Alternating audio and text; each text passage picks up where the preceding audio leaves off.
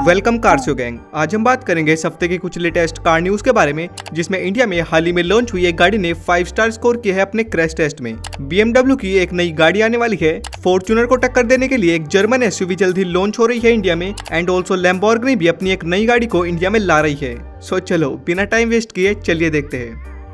तो पहली न्यूज की बात करें तो स्कोडा अपनी नए वाली कोडियाक को इंडिया में लॉन्च करने वाली है, जो कि टोयोटा फॉर्च्यूनर और MG ग्लोस्टर जैसी SUVs के साथ कम्पीट करेगी। पुराने वाली के मुकाबले नई कोडियाक में हमको लुक्स डिफरेंट मिलेगी, इंटीरियर डिफरेंट मिलेगा। एंड इंजन की बात करें तो वो होगा एक 2 लीटर का TSI टर्बो पेट्रोल इंजन, जो प्रोड्यूस करेगा 204 हॉर्स पावर और 320 Nm का टॉर्क। साथ ही इंजन पेयर्ड होगा 7 स्पीड के DCT यानी डुअल क्लच ट्रांसमिशन से। एंड साथ ही साथ all wheel drive as standard मिलेगा, यानी कोई सा भी मॉडल लो ऑल व्हील ड्राइव सिस्टम सभी में आएगा। इंटीरियर ऑल्सो काफी लग्जूरियस होगा इस गाड़ी का, जैसे 13 इंच की टच स्क्रीन, 10 इंच का instrument cluster, panoramic sunroof, front massaging seats, 3 zone climate control, 360 degree camera and दुनिया भर की चीजें। नई स्कोडा कोडियाक का ऑफिशियल प्राइस कंपनी 17 अप्रैल को अनाउंस करने वाली है, लेकिन एक्सपेक्टेड 45, 50 या 55 लाख तक हो सकता है फॉर्च्यूनर के बराबर का।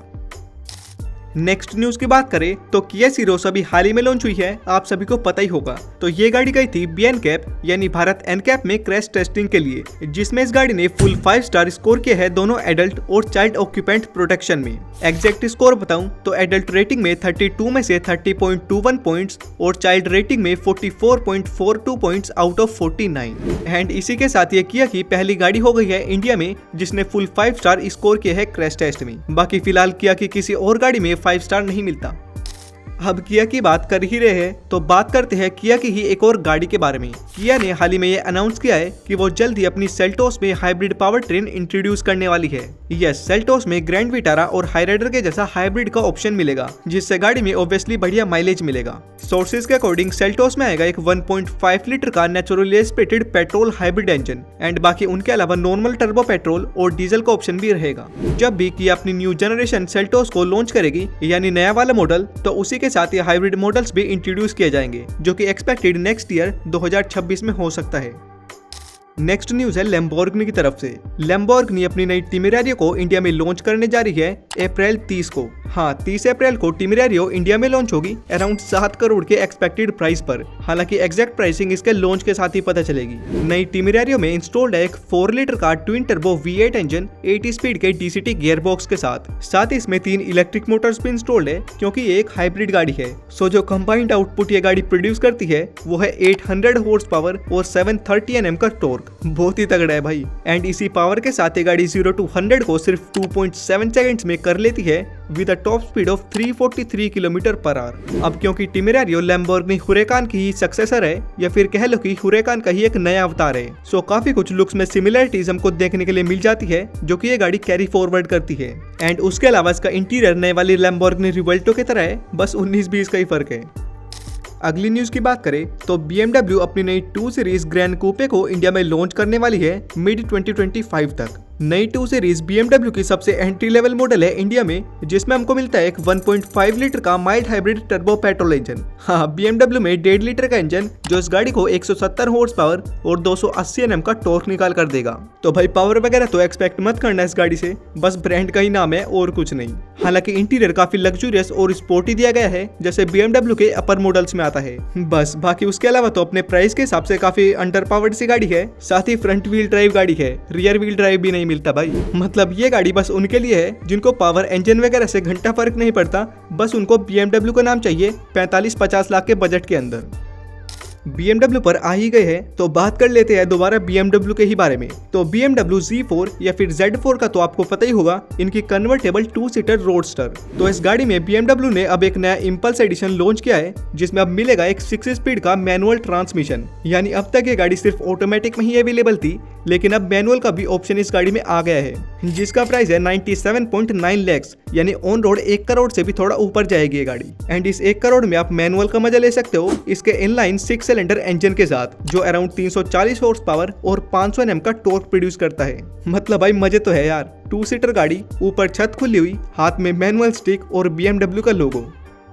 अगली न्यूज है टाटा मोटर्स की तरफ से, जिसमें टाटा मोटर्स ने अपनी कर्व का डार्क एडिशन लॉन्च कर दिया है, जिसका प्राइस स्टार्ट होता है 16.49 लाख रुपीस एक्स शोरूम से और टॉप मॉडल जाता है almost 19.52 lakh rupees ex showroom तक। बाकी सभी अवेलेबल मॉडल्स की प्राइसिंग आप स्क्रीन पर देख सकते हो। कर्व डार्क एडिशन में आपको बढ़िया फुल्ली ब्लैक एक्सटीरियर मिलता है, roof, side mirrors, spoiler, shark fin antenna, मतलब सब कुछ, और इंटीरियर भी पूरा काला काला है, डैशबोर्ड से लेकर सीट्स तक। जैसा कि इसका नाम ही है तो वैसे ही काम भी होगा भाई। बाकी इंजन वाइज इसमें कोई डिफरेंस नहीं मिलता, आपको सेम 1.2 लीटर का टर्बो पेट्रोल या फिर 1.5 लीटर का डीजल इंजन मिलेगा रेगुलर कर्व की तरह।